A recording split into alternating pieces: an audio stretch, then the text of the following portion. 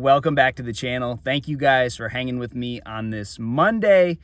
Now we are getting into the cold part of the year where the water is going to drop down into the 40s and you just don't have a whole lot of search baits that still work. You can catch some fish on a spinner bait and a chatter bait, but those really aren't ideal in all conditions like a crankbait is. So you will hear a lot about medium diving and shallow running crankbaits this time of year because you just can't cover water without those baits when the water is so cold. Now bass will feed through the ice, so you can still catch them, but most fish are going to wait for it to warm up. They're not going to always bite on the back ends of fronts, so a lot of times you have to get the bass to react in this super cold water. The big part that fishermen are leaving out is the type of structure that a medium and shallow running crankbait in the winter months works on. So we're going to go into that today. Guys, first I want to thank you for watching these videos. If you've hit that like button, thank you for doing that. And if you haven't yet hit that subscribe button, please subscribe. That's going to help me and the channel out a lot. So thank you guys.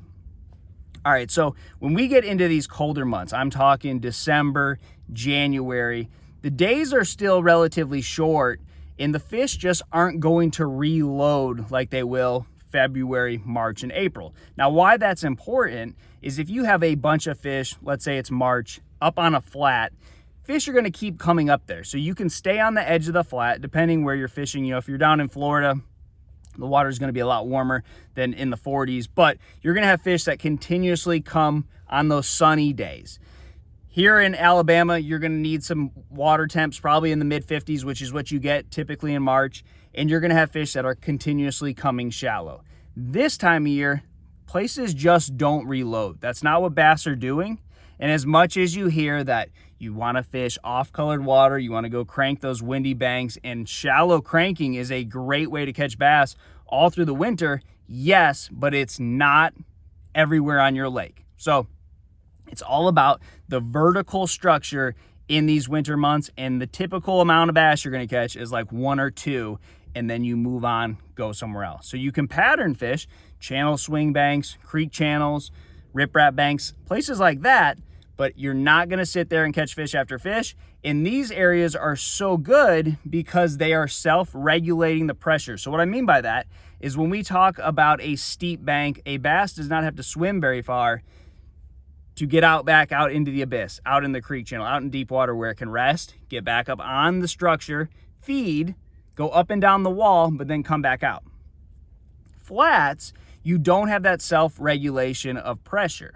So if a boat pulls up on a flat and those fish are up on that flat to feed, it may take 1, 2, 3 boats and they will catch every fish off that flat, and there's not more fish coming up December and January. So what will typically happen, like it happened to me last weekend, was I went to a spot that I found a bunch of fish on Wednesday afternoon, and I got there thinking that I was going to crush them back at the creek in a flat. Went back there, caught 12 on Wednesday, couldn't get a bite there on Saturday. Well, they must have went to these other flats. So I started running other flats and I couldn't get bit anywhere else. The whole key was stay in the river channel, stay on the creek channels, stay on those places where the fish don't have to get fished for all the time because they slide off. No, the guys that went up there and fished for them, the fish weren't there. You know, then 4 hours later, they went up and fed for a little bit. If you were there at that right time, you're going to catch them. The flats, it only takes a few boats to totally fish those areas. Now, I will say, if your lake is full of flats, you fish Lake Okeechobee, the whole lake is a flat, that can withstand the pressure a little bit better. You may have 50 boats in an area and everyone can still catch fish there for multiple days or weeks. But when you have a lake that has very few flats, it just takes 1 boat to go in there and the pressure will affect it. So pressure is a big deal this time of year. How well does your lake withstand the pressure? I live on Gunnersville. It withstands the pressure for typically 1 day, but then the flats start to dry up. If everyone is on the flats, throwing a lipless crankbait, shallow, medium diving crankbaits, eventually you're going to catch the fish. They're going to pull back out and you're not going to be able to catch anything. So I think it's very important this time of year. Cold water cranking, a key, but look for fish on vertical structure. Try that, guys. Good luck to you, and I'll see you on the water.